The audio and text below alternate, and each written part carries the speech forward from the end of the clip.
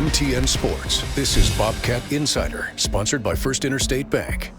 All right, Coach, how are we doing? How are we feeling? We're getting into Week 10 and getting back home to Bozeman this week. Yeah, great to be back at home this coming Saturday, and certainly coming off that loss, we need to bounce back. Excuse me, learn from the things that didn't go well that past Saturday, and find a way to take a step forward against a good Northern Arizona team. Yeah, no doubt. This is going to be a tough matchup these next couple of weeks, coming off these two road games. You know, for you personally, coming off a tough, hard-fought loss like this against Idaho, how do you flush this? You know, how do you make sure you don't let this drag into the next week for you personally? Well, I think you go through it in your mind over and over again. You watch the film more than a few times, and you got to see, okay, what can we do better? What can I do better? And really try to get everybody to view it that way. And you know, on Monday, move forward. And it's really as simple and as complicated as that. But I do think there was things in that game that we all could have done better. There was things we did really well at the same time. And you just go back to work and know that everything that we want to accomplish is still out there in front of us. But you know, it all starts with this next game. What were some of those plays that you watched over and over again and are thinking about after this one? Oh, I think there were several of them. You know, our inability to stay on the field in the first half. There's a few plays certainly that led to that. Our inability to get off the field on defense, plays that led to that. I think that's, you know, just the way that game got going through the first quarter and a half is where you really play through it, because you know, beyond that first quarter and a half, I think offensively we did some really good things. Defensively, we were hanging on for dear life, but really playing hard, and you know, credit to Idaho for continuing to go after it and make plays on their end. Yeah, it was that 20-play drive they had, which did end up turning into a field goal, but I mean, that took 10, almost 11 minutes off the clock. What did you see in some of those plays? I mean, they converted a couple of third downs. What were some of the key situations in that one? Well, they get a 4th and 2. I think they're just trying to draw us off sides, and if they can't, they'll punt the ball away. And unfortunately, you know, we jumped off sides, and that was a huge play in that sequence. And then, you know, the back and forth, the third downs that they do make, you know, it probably just set the tone a little bit for the way the game was going to unfold. You know, it was going to be a real challenge for our defense. Idaho presented a lot of things that were challenging, and you know, we were up to the task at times, and then at other times we weren't. And that particular drive did, you know, certainly wear on us. You know, you talked about the offense a little bit, and a lot of that was some of the, you know, not getting some positive yards on those first down plays. What kind of adjustments maybe do you want to make on that, or what did you see from some of your first down offense? Well, you know, the first three and outs, that's 9 plays. You know, I think there was a good intention to get the ground game going, but there was things from the read, the RPO game that pulled us out of the running back runs. You know, and we got to make the right reads, and if we do throw the football on those, we got to make the play on the other end. It just didn't happen. We had one downfield pass that's you know, 50-50 ball that we don't make. So, you know, the result of those 3 drives was hardly anything, obviously, but at least the resolve was, okay, let's stick with it. Let's start making some plays. We did that before the half.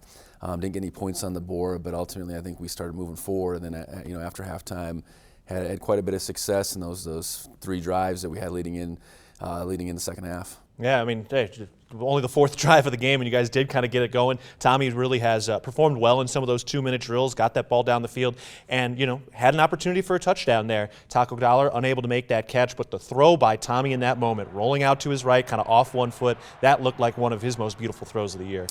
Yeah, excellent play. I think one of those deals where he typically might take off and run, but did a great job of keeping his eyes downfield. Taco did a great job of separating. We just didn't connect, and then unfortunately we didn't get any points that drive. And I think we continued to move on from situations throughout the game. You know, I think you know, a lesser team probably folds just with the lack of success that we had, but our team stayed after it and, you know, fought till the bitter end. It just wasn't enough. Yeah, a couple of drops there for Taco in this game. He had that. He had the screen pass. Did you feel like that was just some rust and not really playing and getting out there until week 9? Hard to say. You know, he's a really strong competitor. I know he wanted to get back out there, but yeah, it had been a long time since he'd, you know, been in a game-like situation. You know, so you don't know. I think we're going to certainly trust him moving forward. He did a good job catching catching the ball on the other end of the punt game. So, that's the way it goes sometimes, and we'll look forward to Taco continuing to be a really shining star for us. Even with all of this and all these hurdles, you guys were still able to take a lead with about 8 minutes to go in this game. Julius Davis was able to finally get going once he got a few touches there, and you guys got into a rhythm. That drive that turned into his touchdown, he opened that drive with an 11-yard rush, a 17-yard rush. Seemed like he was a real beast down the stretch in this game. Yeah, it's obviously something that we wish had taken hold sooner, our ability to run the football with the running backs, but it certainly did. At an opportune time there, Julius has again proved to be a playmaker for us, and intense competitor, and that's something that we'll continue to need as this season goes along. All right, we're going to step aside, but still plenty more to get to. We've got another edition of the Players Lounge coming up, and later, Grace Lawrence sits down with wide receiver Ty McCullough on the Bobcat Insider. Welcome back to Bobcat Insider, sponsored by First Interstate Bank. Back on the Bobcat Insider, it's time now for another cut from the Players Lounge with Josh Perkins talking to the tight end group. I was telling Mike, too, I was at the 84 semifinal game against Rhode Island, sat in the end zone. It was packed. You was there? I was there, yeah. Sat in the end zone right where, what's his name, took it back, the interception. Can't remember his name either now. I'm blanking. Too many concussions. Yeah. He took it back, and I was sitting right there, and they piled in the snowbank. Yeah. And then, 2 years ago, South Dakota State. Oh, yeah. And that thing was crazy.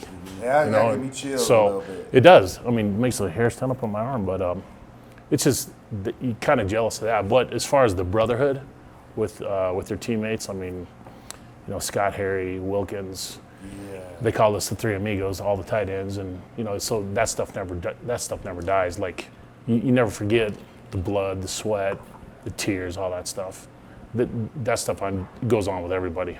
But the crowd and what you guys got going now, it's pretty sweet. So let's get into that rivalry game, that Cat Grizz. So was that always part of your life? Was you always a Cat? What was your side growing up? Being up in Sunburst, it was like so far away from Bozeman, and my family wasn't like really too big into like college sports and whatnot. And so I honestly didn't ever I never watched a Cat Grizz game. I didn't. Because you was a basketball player anyway. Yeah, I like playing basketball, and so I honestly didn't really know the significance of it. So how was your first experience of it? When you got here. Yeah, in 17 when I came here on my first official visit, first ever college game, and it was Cat Grizz when we won here, and that was when I definitely found out the significance and the importance of how big that game is, because that stadium was rocking, and from there on it was I want to play in this game. So we had a coach up in Chugiak, Coach Tom Huffer.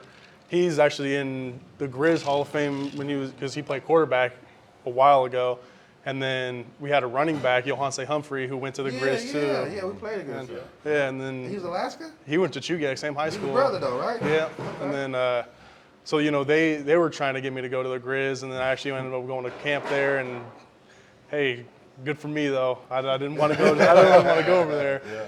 Well, Coach, cool seeing those guys talk about the brotherhood and, of course, the environment at Cat Grizz. And, we've heard from a lot of guys about coming here on their recruiting visits and either going to a Cat Grizz game or even a Gold Rush game and seeing that environment. What do you see when a high school kid comes up here and they get kind of blasted away by that environment for the first time?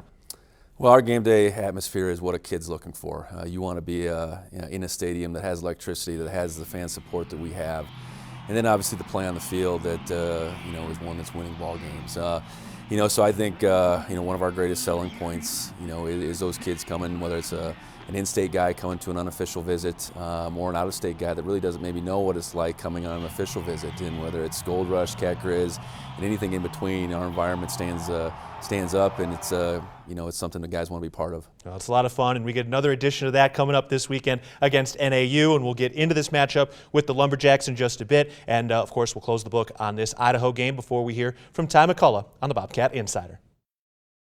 Welcome back to Bobcat Insider, sponsored by First Interstate Bank. Back on the Bobcat Insider talking about this ball game at Idaho, and Coach Tommy Mellott threw the heck out of the football in this game. Was this one of his best passing games in your eyes? Well, I think the 2-minute drives in particular. That was 20 of our 47 plays in this game, and I think I think those two drives when we needed to move the ball, obviously the one before the half, we needed a spark, and he provided it with his legs initially, and then through the air, and then I think down the stretch to put us in position to be able to be in scoring position at the very least. I thought he did a good job. So it's certainly another performance in the passing game to build upon as we attempt to continue to be a more balanced team, and I think Tommy in his confidence with his receivers continues to grow. Right. I mean, that let's go to that last drive of the game, setting up the field goal opportunity for Brendan Hall down by 3. But, there was one situation in there where he completed 4 consecutive passes for 4 first downs to 3 different receivers. I mean, it seemed like he was just putting the ball right on the money, and those receivers stood up. I mean, the pass catching ability right now seems pretty strong. Yeah, and those are opportunities that you're taking what the defense gives you. In that 2-minute drive, typically it's a little bit bend but don't break, so Tommy knew where to go with the ball to advance the ball down the field, and we did that. And ultimately for ourselves, we were first and 10 at the 18-19, so it's unfortunate we didn't finish that off, but we put ourselves in position, and the next time we get that opportunity, we got to find a way to finish it off. Right. Yeah, you guys were down to the 18-yard line, so at that point it would have been the 35-yard field goal attempt, a shot to Cleveland Thomas Jr. to the end zone, the 8-yard sack, which hurt, of course, and then they brought that all-out blitz, and Tommy kind of had to just get rid of it on that third down play. What did you see from that sequence of plays? Well, the 3-play sequence, the first down, is a play that was a run pass, and the look created a pass, and we didn't complete it. And, there's a couple goal balls in that whole drive that if you complete those, you're able to take that lead, because those are balls that would go into the end zone.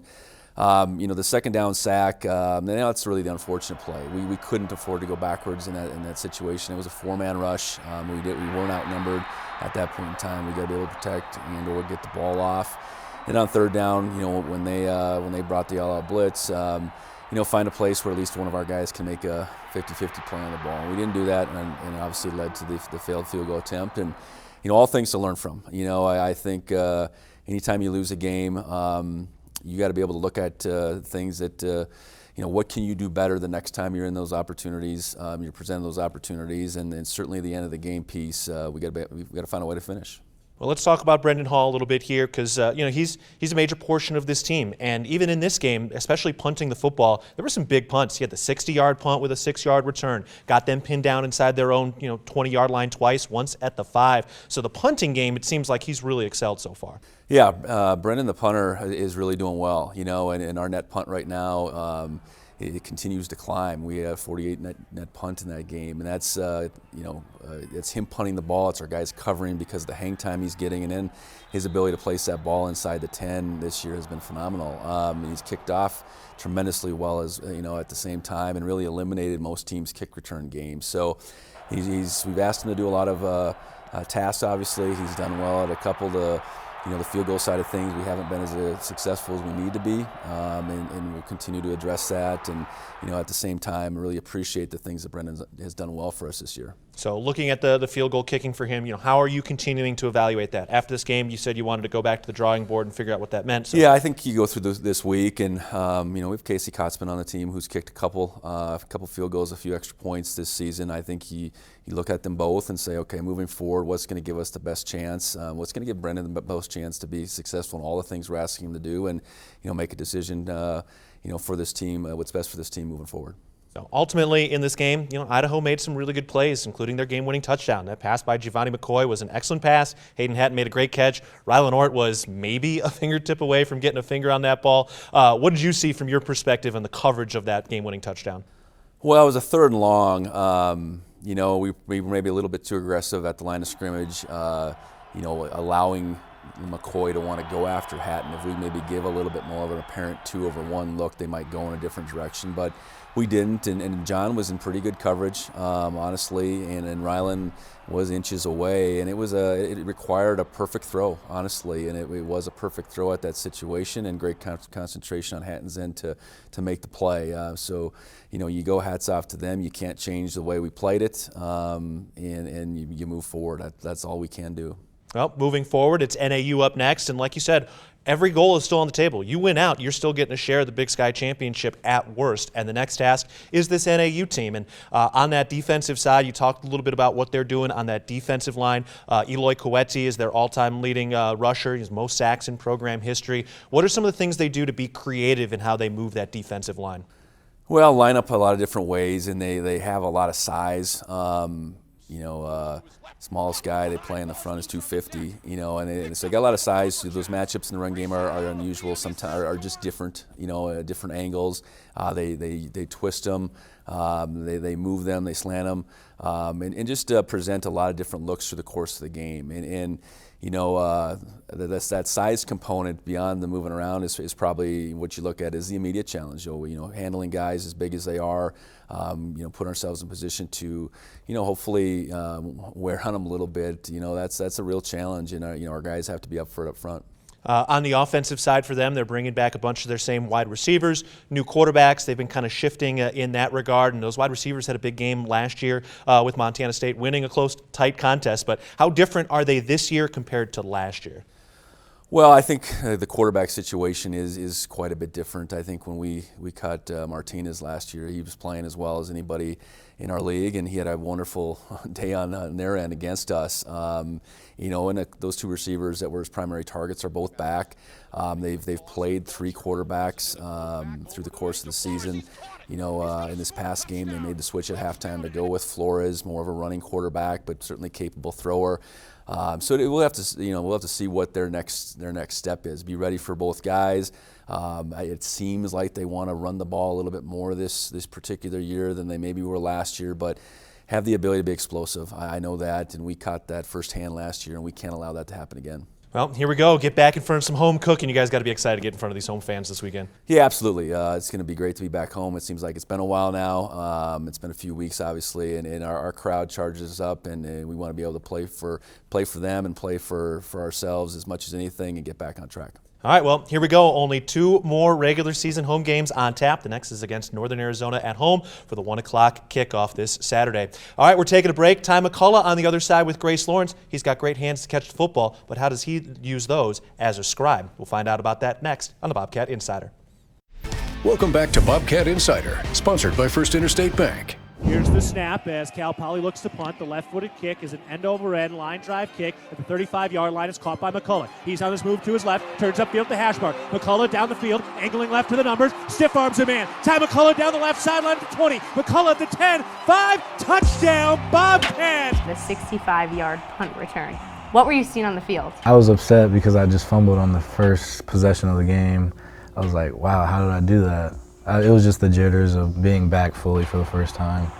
So I said the next time I get the ball, I'm literally going to score. So I didn't really think about anything else but running to the end zone. You provide a spark to this offense. That's what I've seen. How do you describe your game? On the outside the perimeter, we're good at blocking. Like no matter what, we're gonna block the perimeter very well.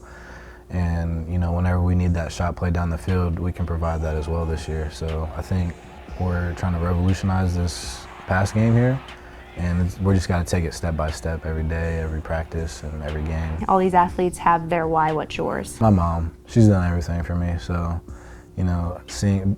having her being able to come to the games and watch me it means a lot to me. She was able to come to Sac State, and it was great. Chambers rolling out to his left, takes a shot to the end zone. That is caught by Ty McCullough, and it's a touchdown. Montana State from 21 yards out. Being able to step up in that moment for the team was really important for me to establish myself because I really hadn't been able to show anyone what I could do up until the last couple of games, so it felt really good. Your mom saw you catch that touchdown then in person. How cool was that? Yeah, she said she couldn't stop screaming, so it was great. I heard Bobcat Nation was louder than the Sac State fans that game. We were. I was surprised. She was surprised as well. She's like, there's so many people here. What the hell? I was like, yeah, it's crazy. How has it been working with Sean and Tommy? When Tommy was out, Sean really stepped up, and like he always does. He's a really good guy, really good quarterback, really good arm. Everybody thinks he's going to run the ball all the time, but he can really throw it too. So he's really deceptive with just the way he plays. Tommy, he's just really smart. He knows everything, where everything's supposed to go, and he's always going to make the right play. So. What do you guys still have to prove? Everything. We're still going after it all. It doesn't matter. We lost to Idaho. That's fine. we're gonna come back and people are gonna see it. You came here because you wanted a winning culture. What's the ceiling for this team this season? Ceiling as high as we put it. Honestly, we're our worst enemies at this point, and we all know that. So as long as we can break through that ceiling, we'll be fine. Who's Ty McCullough off the field? I write poems, short stories, pretty much anything, just whatever's on my mind. That's also decompressing, just like video games. So it just helps me get away from, the strains of being a college athlete.